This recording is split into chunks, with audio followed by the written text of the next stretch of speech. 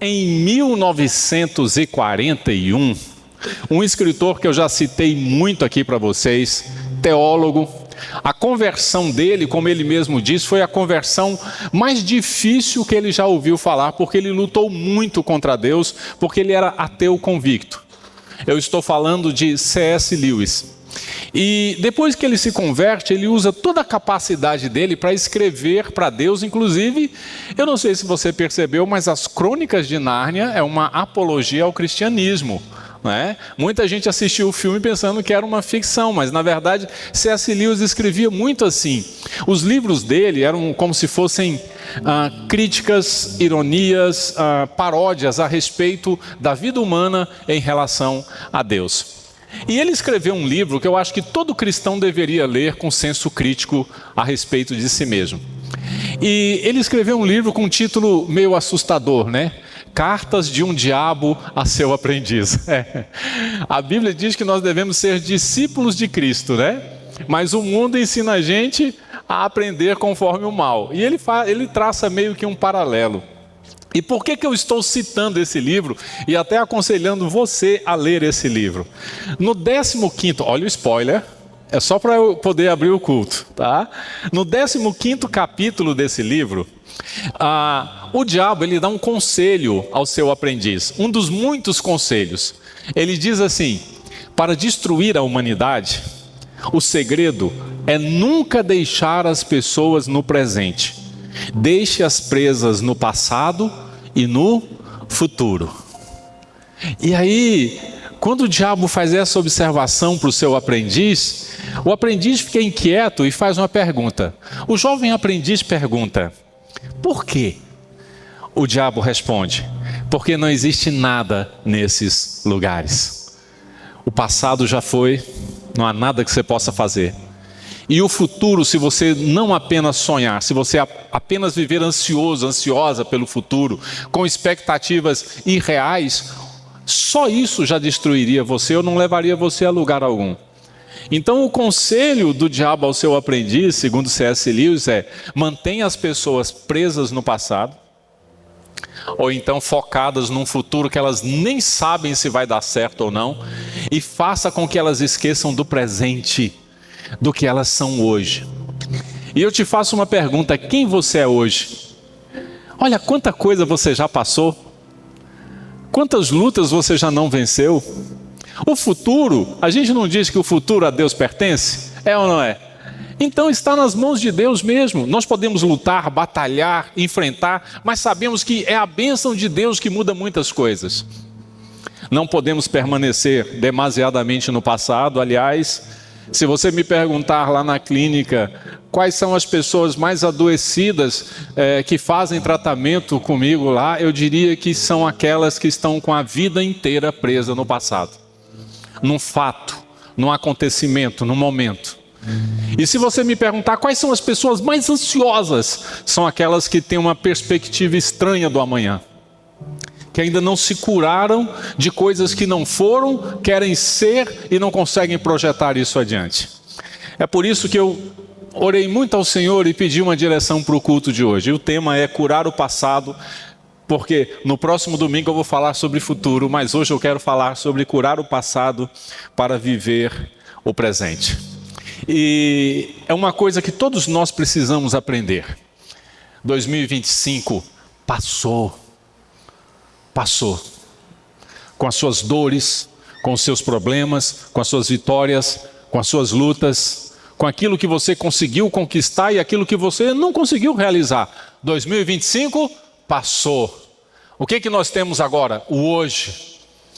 O hoje, 2026, dia 4 de janeiro de 2026. O ano está começando e a gente precisa descolar, desgrudar, desfocar um pouco do passado e seguir em frente.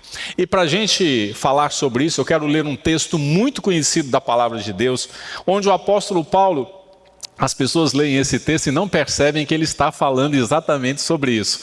Muitos acham o texto bonito, mas o apóstolo Paulo está mostrando que a gente precisa deixar o passado.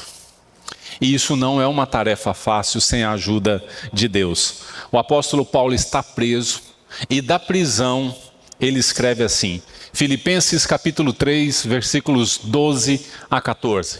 Ele diz, não que eu já tenha recebido isso, ou já tenha obtido a perfeição, mas prossigo para conquistar aquilo para o que também fui conquistado por Cristo Jesus. Ele está dizendo, eu não cheguei ainda aonde eu queria estar, eu não sou essa perfeição toda que muita gente pensa sobre mim. E ele disse, irmãos, quanto a mim, não julgo havê-lo alcançado, eu ainda estou caminhando para isso. Eu estou caminhando para tentar ser o melhor para mim mesmo, para Deus, para a vida, para tudo. E ele diz, mas uma coisa eu faço. E ele está dizendo assim, mas isso é primordial. Isso é essencial. Isso é necessário. Esquecendo-me. Não no sentido literal, ele não está destruindo a memória, mas ele está dizendo que ele está deixando de deixar que o passado inunde a mente dele. E ele diz, esquecendo-me das coisas que ficam para trás, a memória fica, mas eu estou deixando para trás o sentimento, a dor, a ausência, a angústia, alguns cenários que eu não deveria carregar comigo. E avançando para as que diante de mim estão, prossigo para o alvo. Você vê que ele tem um objetivo, para o prêmio da soberana vocação de Deus em Cristo Jesus. Amém? Que coisa, como o apóstolo Paulo ele consegue condensar a importância da gente olhar para frente, deixar o passado lá, o que fica é a memória, essa não será apagada, e perceber que não é uma tarefa fácil, mas é possível. É realizável, nós vamos dar conta. Vamos orar? Porque hoje nós vamos entender que Jesus não muda o que aconteceu. Ele transforma quem você se torna. Ele muda a forma como você lida com o que aconteceu com você. Oremos. Pai, obrigado por nos permitir estar aqui nesta manhã para adorar e bendizer o teu santo nome. Obrigado por ser esse Deus que se preocupa com os nossos dias, com o nosso hoje, com aquilo que nós podemos viver para o Senhor e para nós, sendo o melhor da nossa existência.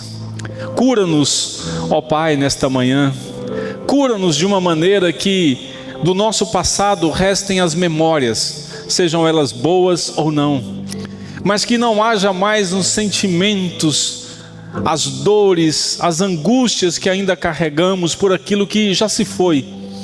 Fala conosco, nos dá o caminho, é a nossa oração, em nome de Jesus. Amém e amém. Glória a Deus. Eu quero iniciar o primeiro ponto dessa mensagem, lembrando a vocês uma coisa muito importante. Muitas pessoas que estão presas, elas não estão presas ao passado porque querem, mas porque nunca foram ensinadas a sair dele. Nós nos desvincularmos do nosso passado não é uma tarefa fácil, não é. Você já lembrou do nada de uma coisa que te aconteceu no passado e veio um arrepio muito forte? Pois é, porque está lá, está guardado, e volta e meia aparece. E a gente sente, percebe, tem medo de algumas coisas. Nós temos medo de que processos se repitam novamente na nossa história e nós voltemos a pagar um preço alto por isso. E nós sofremos e sofremos e sofremos. Então, muitas pessoas elas ficam presas ao que lhes aconteceu, não é porque elas querem não, mas porque faltou um caminho, uma direção, um ensinamento, e é isso que essa mensagem se propõe hoje. A mostrar para vocês um caminho, um ensinamento, mostrar para vocês a consequência de permanecer no passado. Então, eu diria que a primeira coisa que vocês precisam entender é que feridas do passado não curadas se transformam em rótulos existenciais. Eu vou explicar melhor para vocês. Rótulos existenciais significa que essas feridas formam nossa identidade. Fulano é triste. ciclano é acelerado. Ah, aquele ali não fala coisa com coisa. Ah, o outro é desse jeito, é daquele jeito. E quando a gente percebe que o passado, ele está moldando a nossa identidade, quem nós somos? Gente, olha só. A pessoa, quando ela permite que o passado molde sua identidade, ela deixa de dizer, eu passei por isso, e passa a dizer, eu sou assim. A cura começa quando a pessoa nomeia a dor, mas não permite que ela defina quem ela é. Então, eu passei por aquilo, mas eu não sou aquilo. Se você vê alguém falando, eu sou assim porque... Pronto, o passado já definiu. Eu estou desse jeito por causa... Pronto, o passado já definiu. Você não me entende, você não entende que eu sou desse jeito porque fizeram isso. O passado te definiu. Está moldando a sua identidade, moldando quem você é, moldando seus pensamentos, seu comportamento, sua história e o seu futuro.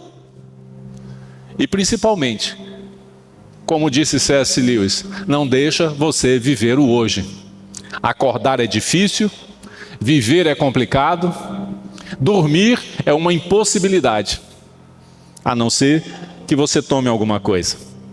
Então, quando as feridas do passado, elas não são tratadas, elas se tornam nossos rótulos existenciais. Elas moldam nossa identidade. E a gente passa a dizer que é aquilo que na verdade a gente não é.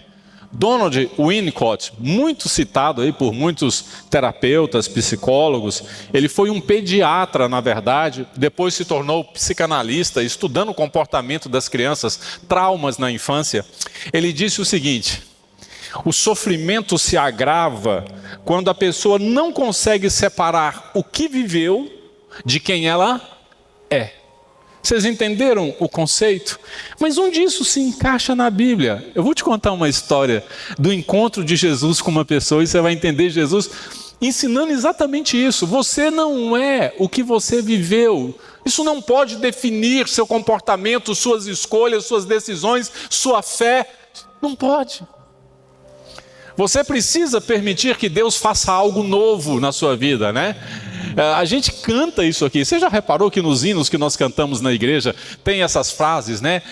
Um caminho novo, Deus vai fazer algo novo, nós queremos que o Senhor renove. Mas no fim nós não estamos vivendo isso, porque nós continuamos presos num lugar onde não existe nada, que é o passado. E isso continua moldando a gente.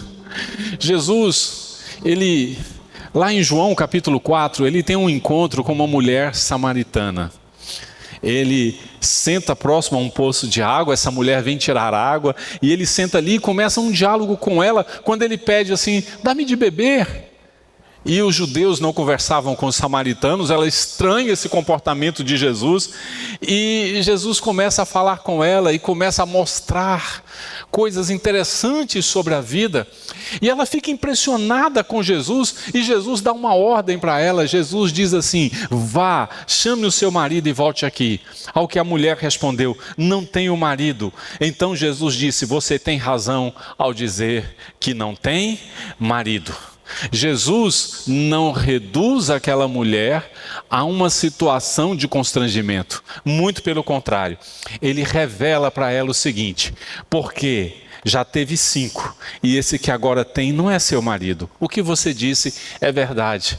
Ela fica impactada com aquilo, porque Jesus trata a situação com respeito, com dignidade. E mostra para ela que ela está sendo verdadeira. Ela está olhando e dizendo, olha, eu não tenho isso que essa sociedade que nós estamos vivendo exige de mim. E Jesus diz, não tem problema, vem cá. Vem para cá, errei 1, errei 2, errei 3, errei 4. Mas agora, quem vai me acolher nesse processo de recomeçar? E Jesus diz, não, você falou a verdade. Agora vem. Vamos recomeçar? A Bíblia diz que ela sai correndo, entra na aldeia e chama todo mundo e fala, vem, eu encontrei o Messias. Se Jesus tivesse olhado para ela e a criticado, ou talvez a constrangido, ela não teria tido essa reação. Mas ela é tratada com respeito. E Jesus mostra para ela um horizonte para além dali. De alguém que deixou que os erros do passado moldassem o que ela estava vivendo hoje. Hoje ela disse para ela mesma: eu não preciso mais ter marido. Qualquer um que aparecer tá bom. Porque todas as vezes que eu tentei, deu errado. Sabe, uma das coisas mais difíceis para mim e para você é dizer: o meu passado não me define. Porque nesse passado estão lá seu pai, sua mãe, seu avô, sua avó, seus tios, seus amigos, sua professora de infância, a coleguinha, a filha da vizinha, o filho do vizinho, todo mundo que passou pela tua história. Querendo ou não, essas pessoas de alguma maneira nos influenciaram, nos ajudaram a construir uma coisa chamada personalidade, mas jamais podem definir quem nós somos. Isso é uma coisa muito pessoal. É por isso que, quando nos agarramos aos sofrimentos do passado, transformamos feridas, acontecimentos, situações, traumas em moradia emocional. Você passa a habitar naquilo lá. Você passa a habitar naquilo lá. É sobre isso que Jesus está falando aqui. É sobre isso que o apóstolo Paulo está dizendo. Deixando as coisas para trás, esquecendo-me das coisas que passaram, prossigo para o alvo. Porque quando nos agarramos ao sofrimento, a gente passa a morar lá. E aquilo começa a trabalhar na mente da gente, no coração da gente. E, sério, ou nós queremos trazer o mesmo modelo do passado para cá, para a nossa vida, e isso pode ser uma coisa que gere um certo atrito em quem está perto de nós, ou nós nos adoecemos e nos submetemos a um sofrimento silencioso. E entenda, o convite de Jesus não é para permanecer na dor, mas para aprender um novo jeito de viver. Quando Jesus, ele quer através do seu Santo Espírito trabalhar na minha vida e na sua vida, tá? Ele está dizendo: olha, não permanece nesse processo não. Não permanece não. Aprende um novo jeito de viver, de construir uma nova história. É por isso que lá em Mateus 11, aquele texto maravilhoso que a gente leu tantas vezes o ano passado, Jesus diz: venham a mim, venham para mim, fiquem perto de mim, todos os que estão cansados e sobrecarregados de tantas coisas que vocês já viveram, e eu lhes darei o quê, igreja? Darei o quê? Pois é, olha aqui para mim. Você descansa? Não, de verdade. Não estou perguntando se você dorme. Você descansa? Teu coração está em paz? Tá? Suas preocupações não te assustam? Você descansa? Porque só assim para você descansar. E ele diz: tomem sobre vocês o meu jugo e aprendam de mim, pois sou manso e humilde de coração, e vocês encontrarão descanso para as suas almas. Olha que coisa extraordinária. Não é só um convite para você vir para Jesus, é um convite para você mudar a sua percepção da vida. É um convite para você mudar a sua história. É um convite para você viver de um jeito diferente, apesar de toda a sobrecarga, de todo o cansaço, de tudo que você já passou até hoje. É um convite para você mudar a sua história. Porque aqui, o jugo, o peso, é tranquilo. Cometa um erro no teu trabalho. Cometa uma falha com alguém que tem um compromisso com você, talvez o jugo seja bem pesado. O de Jesus não é, porque ele tem uma capacidade de nos analisar muito diferente de nós mesmos. Henry Nouwen, eu já citei Henry Nouwen algumas vezes para vocês, ele disse o seguinte: Deus não nos chama para cultivar nossas feridas. Isso aqui é tão importante, gente. Mas para permitir que Ele as transforme em fontes de vida. Entenda que curar-se não apaga o que aconteceu. apenas impede que aquilo continue acontecendo dentro de você. Quantas vozes ainda gritam dentro de você? Pela resposta que você não deu, pelo prejuízo que você levou, pela vida que você gostaria de ter tido e não tem, por aquilo que não deu certo na sua história. Me diga, diante de Deus, o que ainda está acontecendo dentro de você que não deveria estar acontecendo mais? Porque não é isso que deveria definir você. Mas quando a gente tem um encontro com Jesus, a gente percebe que Ele trata muito a nossa história. E Ele começa a construir uma nova história. Nós também cantamos isso aqui. Uma nova história Deus tem para mim. Mas você aceita essa nova história? Em 2026, você aceita essa nova história? Você é capaz de olhar para trás e falar, deixa isso para lá. Lá não tem nada mais para mim, é só memória. Você está disposta a aceitar essa nova história a partir de hoje? A fazer diferente? Ah, mas deu tudo errado lá atrás. Ok, mas é o hoje. Pode dar certo. Se esforce, lute, faça dar certo. Pegue o melhor e não o pior da sua história para moldar quem você é e aquilo que Deus quer fazer na sua vida. Então, quando o sofrimento do passado nos define, ele molda também a nossa história, porque a gente começa a fazer moradia naquilo. Se você me perguntar, meu trabalho é escutar gente. Eu escuto gente há uns 35 anos. Tem gente que eu escuto um tempo, passa um outro tempo, essa pessoa volta e conta tudo novo. Eu acho isso tão lindo. E às vezes a pessoa volta de novo e conta outra coisa nova. E volta outra vez e conta outra coisa nova. E isso me impacta profundamente, porque eu fico pensando, essa pessoa está indo, ela está fluindo, Deus está levando essa pessoa além daquilo que lhe aconteceu. Mas eu também encontro pessoas que, depois de ouvi-las, passam um tempo, elas voltam contando a mesma história. E passam uns anos, eu encontro de novo, elas estão fazendo o quê? Repetindo ou contando a mesma história. E aí passa 10 anos, elas estão contando e repetindo a mesma história. E aí eu vejo que nada aconteceu, porque aquele passado se tornou a identidade dessa pessoa. Eu sou assim, eu nasci assim. E vocês conhecem o resto da música. Sempre Gabrielos e Gabrielas, né? Nós vivemos uma vida que não gostaríamos de viver por conta do nosso passado. Às vezes eu fico me perguntando sobre quem eu me tornaria se Jesus não tivesse entrado na minha vida e buscado dentro de mim quem eu realmente sou. Que tipo de pessoa eu seria?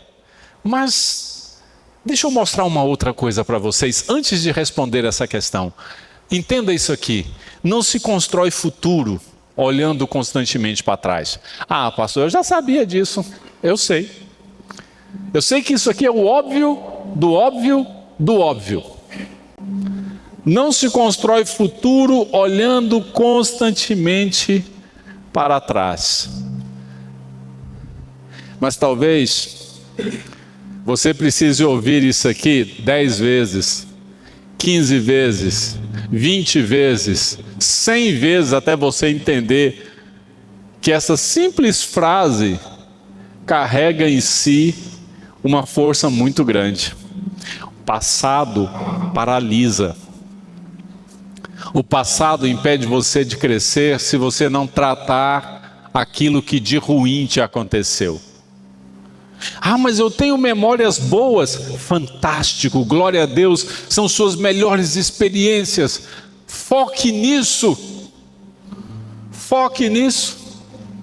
Mas se você está permitindo que o seu sofrimento molde você, e você está olhando constantemente para trás, para os seus erros, para as suas falhas, para o que não deu certo, eu tenho uma surpresa revelatória. Olha só eu matando o português aqui.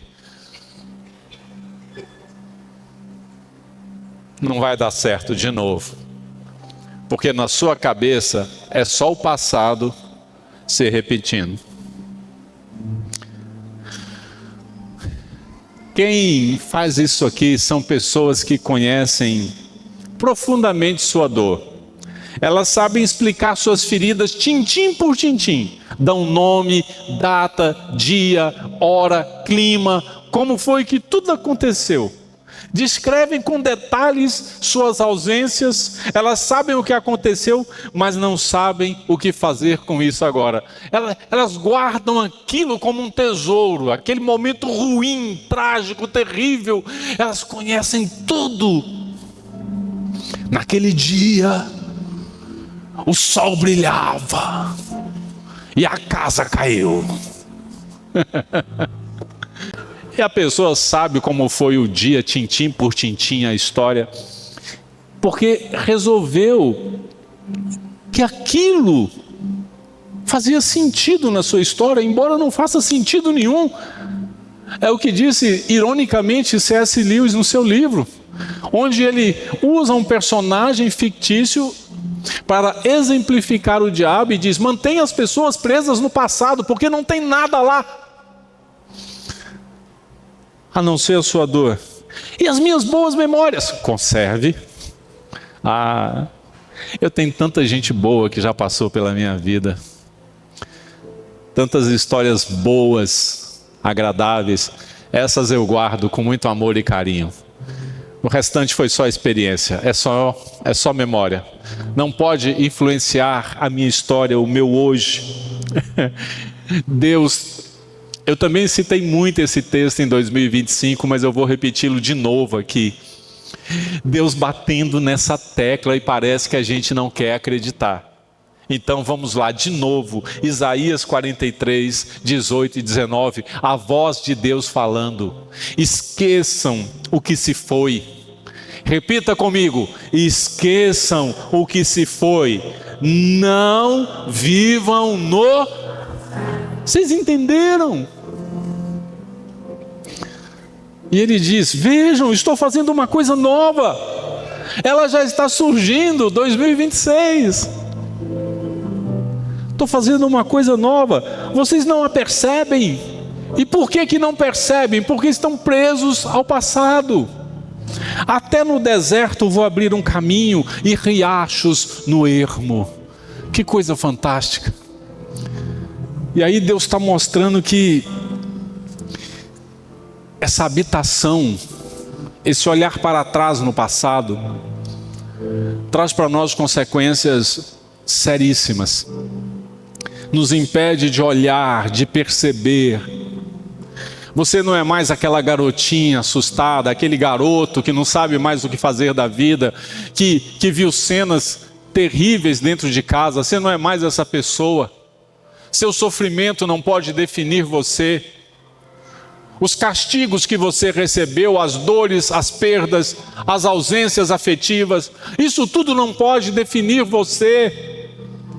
Você agora é um homem, uma mulher, e você precisa viver o que Deus tem para você viver, e você precisa ter, no mínimo, um senso crítico em relação a você mesmo, a você mesma, e fazer uma autoanálise e se perguntar: é essa pessoa que fala assim, que grita assim, que reage assim, que tem esse comportamento, essa pessoa sou eu?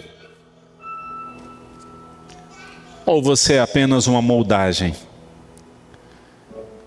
Há uma diferença muito grande entre memória e moradia, quando se trata de passado. Há uma diferença muito grande. O passado, ele pode ser visitado pelas suas memórias, mas não pode ser sua residência emocional. Jamais. Jamais. Então, gente, o problema não é lembrar. O problema é viver emocionalmente no tempo que já acabou. Acabou. Terminou. É o dia de hoje que vale a pena ser vivido. Você já definiu onde você vai almoçar hoje? Primeiro domingo de 2026. Que coisa boa. E você vai comer uma coisa que você gosta. Você vai aproveitar o dia de hoje. Quem vai tirar um cochilo depois do almoço, diga aleluia, bem baixinho. Bem baixinho, Vanberg. Defina seu dia, viva o hoje, aproveite o momento. Olha para quem está do teu lado e diz assim: muito obrigado, Deus, por essa pessoa que está do meu lado. Muito obrigado.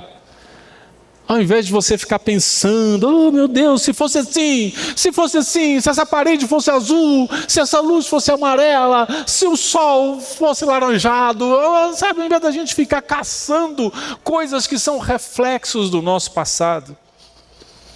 E olha só, Jesus, ele chega num local e ele encontra um homem. Olha que história impressionante, que talvez você nunca tenha lido essa passagem da Bíblia desse jeito.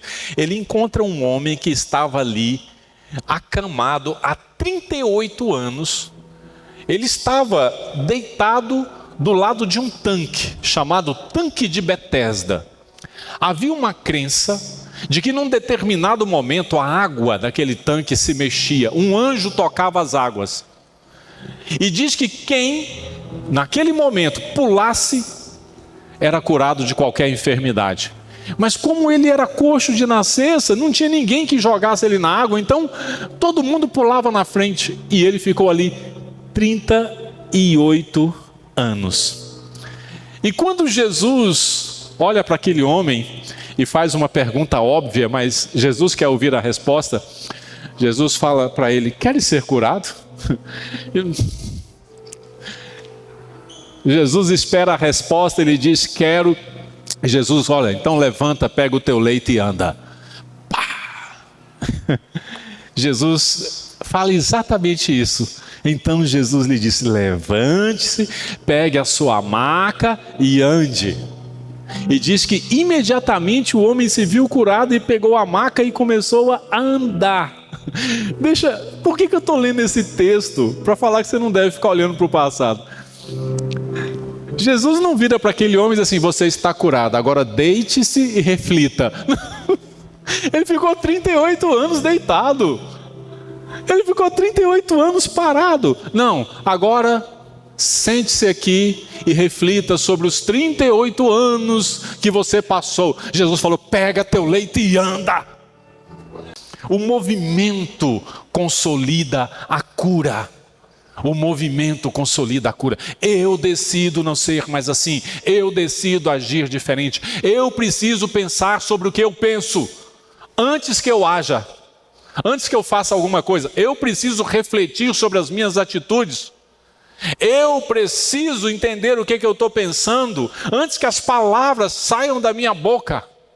Eu preciso refletir muito sobre isso, até porque muitas feridas do passado geram antecipação constante de ameaça. A pessoa, quando ela vive muito no passado, ela fica meio que replicando o que não deu certo na sua vida no presente. Ela não tem ânimo. Não tem ânimo para sair de casa, não tem ânimo para fazer as coisas, não tem ânimo para se relacionar, não tem ânimo para sorrir, porque na cabeça dessa pessoa o passado está lá e o processo vai se repetir. O processo vai se repetir. O nome disso é antecipação constante de ameaça. Antecipação constante de ameaça. Ou seja, a pessoa não vive o presente porque está sempre se preparando para algo ruim que talvez aconteça. Eu não vou nem tentar porque não vai dar certo.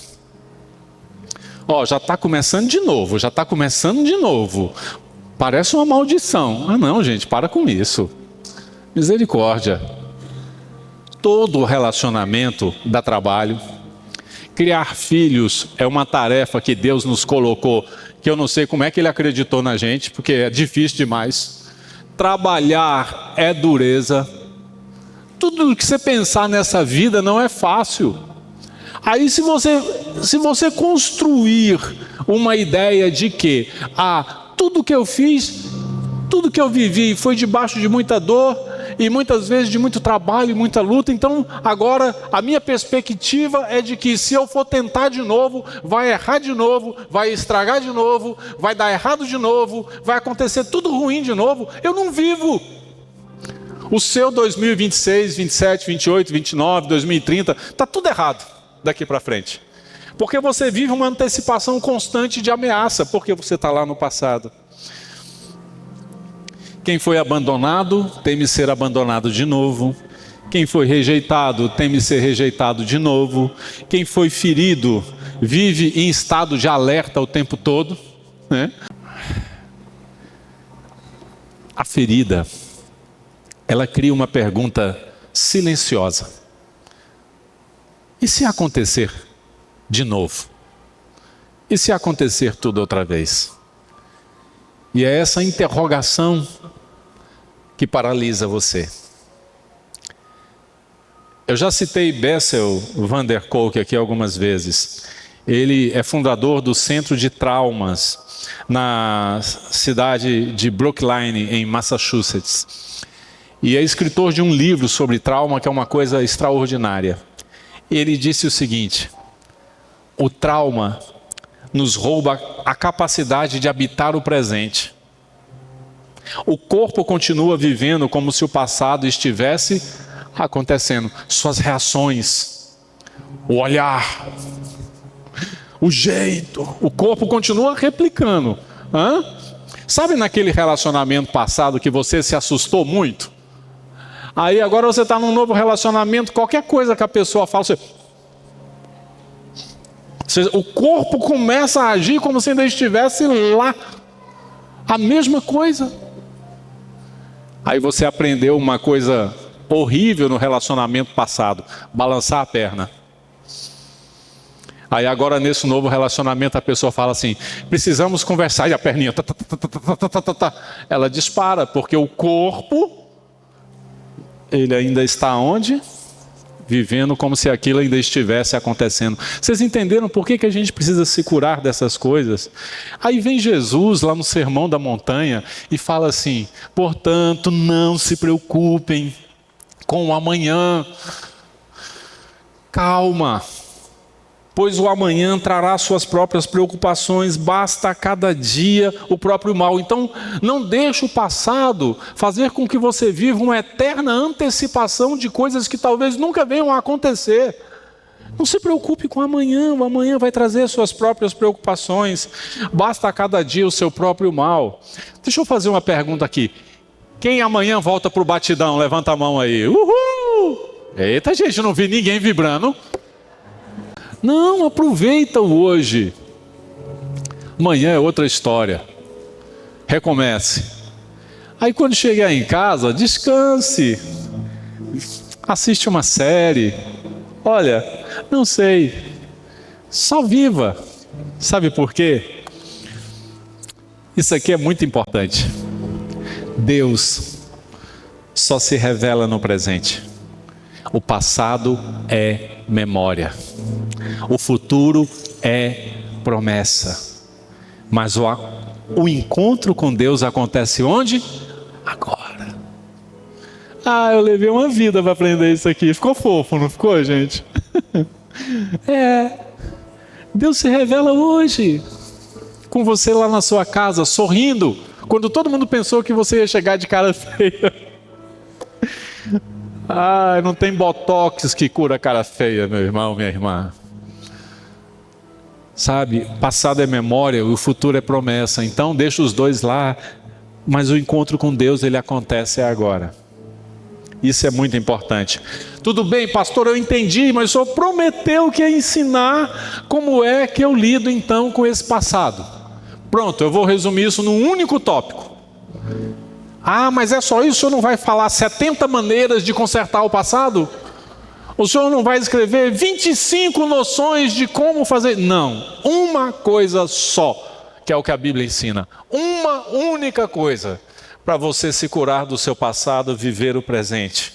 A Bíblia ensina que eu e você, a gente precisa aprender a viver como alguém em constante transformação.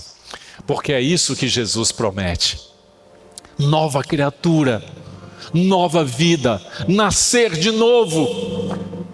Isso é tão bom, gente. Viva como alguém em constante transformação. Eu espero que em 2026 vocês vejam aqui um novo pastor Marco Aurélio. Gente, não.